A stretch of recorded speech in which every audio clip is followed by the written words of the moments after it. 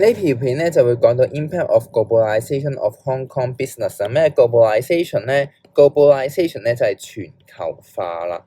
咁你自己背一次啦嚇，global係全球啦，咁加個 globalization 咧咁就係全球化咁嘅意思啦。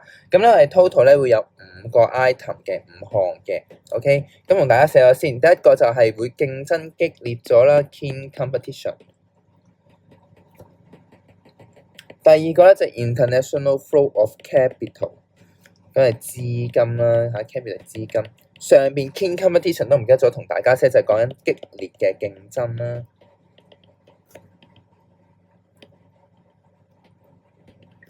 咁然之後第三個就係都係講緊 international flow 同第二個 point 差唔多，但係呢次咧就係唔係講 capital， 係講緊 information。第四個就係 global sourcing 同 outsourcing 啦，一陣間就會繼續講。第五個咧就係 technology transfer。technology transfer 咁寫好啲先。咁同時啦，呢一 part 咧就主要係 MC 度考啦，咁所以你記得有呢5個 point 就 OK 啦。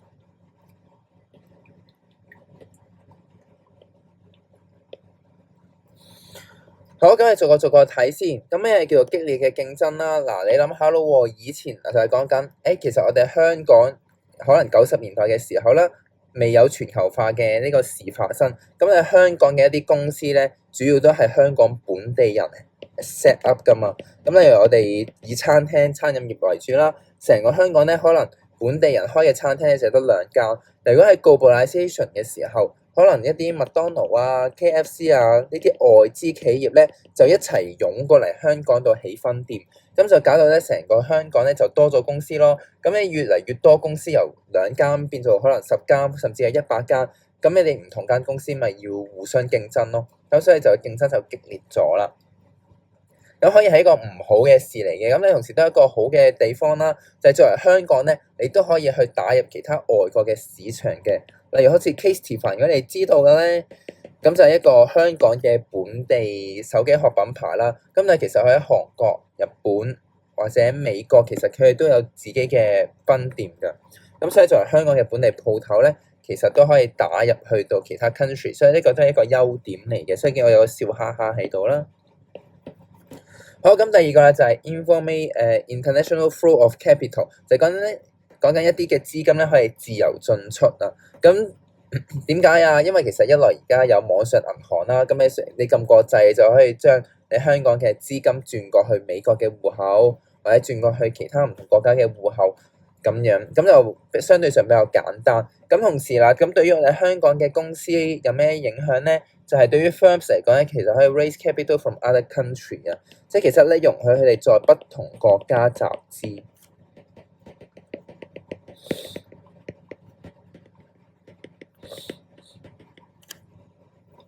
係咪？例如啦，我作為一間公司嘅，如果未有全球化之前，我淨係可以喺香港上市，而向香港人去到籌集資金。如果 globalization 咧，其實我作為一個香港嘅公司，我同時可以去美國上市又得啊，去中國上市又得啊，去日本上市又得，雖然係比較少咯，咁但係就係可以向唔同國家度集資咯。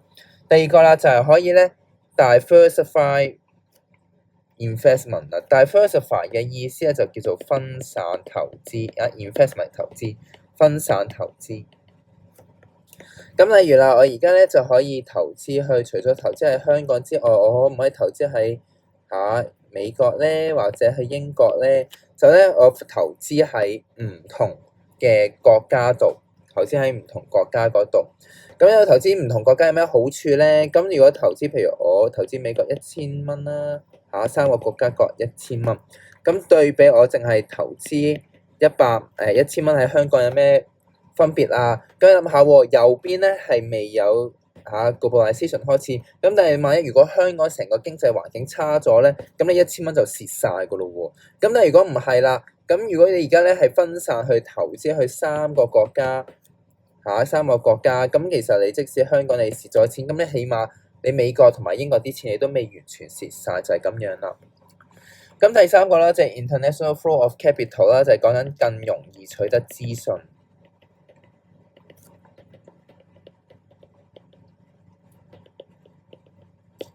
咁主要啦，你例如你獲得資訊，可能係你 Instagram 啊，咪你都可以睇到一啲外國唔同公司嘅一啲產品咯，係咪？咁例如係可能你係女仔嘅話，可能就會成日上到 IG 又睇到一啲化妝品，究竟係喺韓國化妝品、日本化妝品，咁其實喺廠商角度都係㗎，佢哋可以好容易咧就睇到，全世界，譬如我見到中國有啲好嘅產品喎。或者更加之平嘅產品喎，咁我就喺香港度買咯。咁如果假設我覺得印度咧可能有其他方面嘅原材料係比較好，我咪去印度買咯。所以對於一啲國家嚟講咧，其實佢更加容易咧就可以疏成，即係講緊採購啦。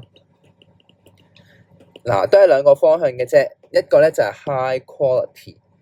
一個咧就係 lower cost。嗱，咁其實你買嘢亦都係嘅啫。你買嘢點樣覺得個產品係好啲啊？一係個成本係低啲啦，個 cost 係平啲啦。咁而且咧，一係佢相同嘅成本，但係同時佢 quality 咧個質素都高。OK，個質素我哋講緊。咁所以啦，對於一啲廠商嚟講，我買一啲原材料翻嚟，咁一來有一個方向，一就係可能我用平啲嘅價格去買到啦。第二個就係即使我付相同嘅價格，但可以買一啲質素好嘅產品，或者甚至更好咧，就係你平啲嘅價格又買啲更加好嘅材料咯。咁呢個係第一個。第二個就係可以 explore 就係探出一啲 new market through internet 啦，就係透過網絡去揾一啲新嘅市場啊。咁例如啦又好似其實日本都係一個好典型嘅。一個策略就係其實去日本嘅一啲衫啊，一啲嘅化妝品啊，咁其實咧佢以前可能就係主要係圍繞日本人嘅市場、內陸本地人嘅市場，但係而家日本嘅化妝品啊、日本嘅衣着啊，其實咧佢 even 好似 Uniqlo 咁樣啦，可以透過網絡咧去吸引例如香港啦、台灣嘅本地人或者台灣嘅購物者啦，咁令到咧佢哋可以 sell more product 嘅。咁所以 explore new market 就係拓展市場啦，個市場可以話係唔同國家嘅市場啊，例如香港市場啦，例如韓國市場啊等等，而透過呢啲嘅舉動就可以賣多啲 product 啦。好，咁第四個咧，你哋就要記一記啦。呢兩個字咧，你哋千祈咧就唔好分錯咗。呢兩個字咧係好似㗎，一個叫做 global sourcing，一個叫 outsourcing。一個 global sourcing，global 係講喺全球啊嘛，啱先講咗。咁 sourcing 係講緊採購，所以第一個咧係講緊採購，而 outsourcing 咧係講緊外判。咩係 global sourcing啊？就係講緊咧，我可以採購一啲 goods and service，係講緊買嘢，係咪買嘢？例如我可能向中國度，例如 Apple 可能向中國度買晶片啦，可能買鏡頭。買鏡頭可能喺日本度買啦，咁然之後咧買一啲嘅晶片又可能喺台灣度買啦，係咪？咁呢啲咧就係講緊買嘢，個重點就係買 sourcing 就係買嘢。咁你雖然下邊outsourcing 雖然都係有個 source 字啦，呢個解外判嘅意思係點解咧？就係將一啲生產嘅過程啦，或者咧一啲business function 都係你哋未學嘅，但係都係當一個生產過程啦，去交俾其他公司做，就係講緊作為 A 公司就會係分工啊，分工俾其他人做。例如你知道啦，例如可能係我哋Apple 啦，Apple 咧佢會將整 iPhone 嘅呢個動作咧交俾邊個做咧？交俾中國去做啊嘛。咁而家咧好似交俾去印度啊，交俾中國做啦。咁但係唔同上面係乜嘢啊？上面係講緊買嘢啊嘛，但係下面係講緊將成個工作分俾人哋做喎。咁所以呢兩個差別咧要記得。所以 global sourcing 係講緊全球採購，outsourcing 係講緊外判一啲嘅工序啊。所以要記得上邊係買嘢。下邊係工序，OK，咁到最後啦，就係 technology transfer 啦，就係其實講緊可以 share 一啲 technology 俾其他唔同嘅 countries 啦。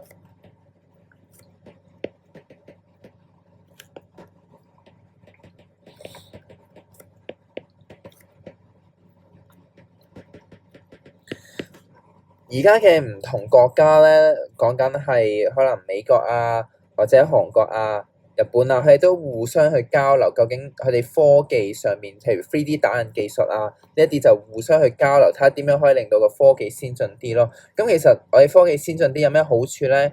第一個就可以做快啲啦，speed up 加速成個 production process 啦，生產過程就快咗啦，所以就製造一啲產品就做快啲啦，製造一啲 product 就會快啲啦。咁而同時啦，就去到另個啱先嗰個 point 啦，亦都係啦。當我哋科技好咗，我哋同時就係同上面同一個方向啦。上邊啱先就係話個 cost 會低咗啦，係咪？上邊啱先呢一度個 cost 係會低咗啦，或者咧個 quality 咧係會高咗。係咪你啲技術好咗，咁一來咪可以用更加低嘅成本去生產咯，同時產品嘅質素又會高啲。咁咧呢度咧就同大家再概括多次。咁其實我哋啱先上面嗰5個就係一啲嘅 impact， 係講一啲影響嘅啫，係 impact 係講影響啦，一啲 globalization 嘅影響。咁有咩嘢正面影響咧？就係其實喺下邊呢幾個啦，就係最主要係呢3個啦。咁第一個就係佢嘅 strategy 或者一啲嘅策略會改變咗啦。第二個就係technology transfer 啦，會唔同咗，就會令到科技好咗啦。第三個就係 expand 去到 overseas market 一啲海外嘅市場，同埋擴展佢哋嘅客戶群，就係咁樣啦。咁你哋如果聽完之後咧，你哋可以做下下邊呢幾條題目啦，就係2012年嘅第10條、2020年嘅第24條，同埋2021年嘅第24條。OK， 咁如果你抄完咧，就可以填去嗰一版度做啦。好，咁係先講2012年嘅第10條先，咁係第78% 啦，中規中矩啦，都 OK。咁佢話乜嘢係嘅 the impact of globalization 咧？佢好直接咁問㗎，所以你 MC 嗰方面咧唔使擔心，你唔使驚佢係考緊邊一個 concept 嘅，因為好直接話俾你知嚇。咁第一個啦就係問可以增加 international trade 啦，就係講緊全球嘅貿易增加，咁 which is 呢個係啦。咁 reduce production cost 即係降呢個價格，亦都係啦。intensify 嘅 global competition 就係講緊令到成個全球嘅競爭係激烈咗啦。咁所以呢一個只不過係等於 keen competition 嘅啫。OK，咁你如果你唔知道嘅話，咁你應該學過呢個字 intense 啊嘛，係咪？即係好逼啊嘛，係咪 intense 好緊密啊嘛？咁所以其實係個競爭好激烈咯，所以答案係 D 啦。咁可能點解有啲78% 唔係話，點解未去到90% 咁多人啱咧？可能啲人都係唔識英文咯，咁其實都有影響嘅。好，咁我哋去到下一條咧，就係2020年嘅第24條啦。好，去到2020年第24條都係75% 人啱啦。咁又俾3秒大家做啦，呢個應該簡單啲啦。OK。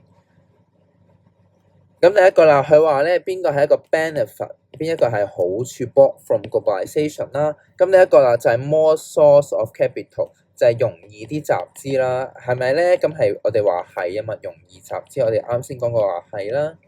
第二個啦就係有一啲多嘅新嘅科技啦，多啲新嘅科技啦，咁其實都係啊嘛，因為我哋就係講緊 transfer of technology 啊嘛。咁第三個啊就係 lower production cost，咁其實已經講咗係㗎啦，因為我哋話 globalization 可以有咩好處啊？第一個方向就係降低個 cost 啦，第二個就係提升個 quality，咁所以咧答案都非常簡單，答案係 D 啦，但都有25% 人錯。好，咁我哋去到下一個就係2021年嘅第24條啦，咁24條佢話又係啦 ，which are the benefit 邊啲係因為 globalization 而帶俾香港嘅好處啊？咁 total 咧就有下邊呢幾個 option 啦，咁就睇下先。好，咁第一個啦，佢就係 easy to recruit 咧係聘請一啲嘅 expert 一啲嘅專家啦。